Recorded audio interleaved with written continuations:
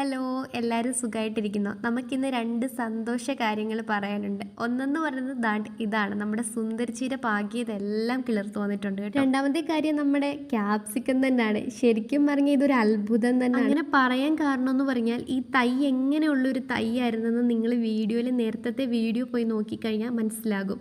ആ തൈ ഇത്രയും ഗ്രോത്ത് ആയിട്ട് ഇങ്ങനെ കായാകുമെന്ന് ഞാൻ സ്വപ്നത്തിൽ പോലും വിചാരിച്ചതല്ല. ഇത് വെറുതെ കളഞ്ഞ കേസാണ്. അതൊന്നും നോക്കുന്നേ ഇല്ലായിരുന്നു. ഇതിന് ഞാൻ ഒരു വളവും ചെയ്തിട്ടില്ല.